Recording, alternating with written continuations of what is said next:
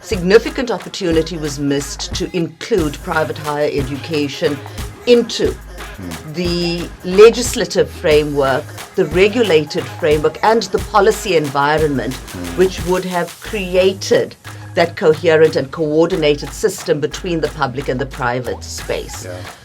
We inadvertently, I think, ended up with an us and them scenario, where the private higher education became almost the stepchild, the other form of post-school education that we have. The second big issue that I think we have is the financial model and the funding.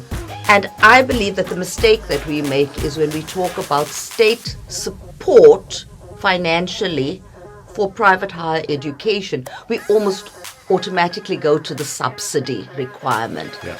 But it doesn't have to be the subsidy. The question that we must ask ourselves is, how do we bring private higher education up to the expectations of the public university when there is no financial support, for example, for them? The big enabler for private higher education is to move away from this rhetoric that private higher education does not provide the same quality of education that the university does. I don't think the sentiment has significantly shifted in the past 20 years, the sentiment towards the private sector as the fringe other,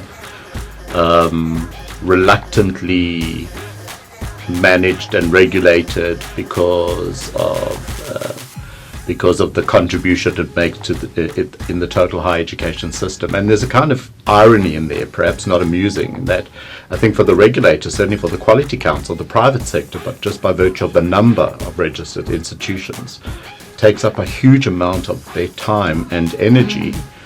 And one would hope to have put that time and energy to a more constructive developmental purpose. The sector needed to be regulated, but so did the public sector need to be more closely regulated and monitored. To Divya's point as well, that there is poor provision at some institutions, public and private, and there's excellent provision at many institutions, public and private.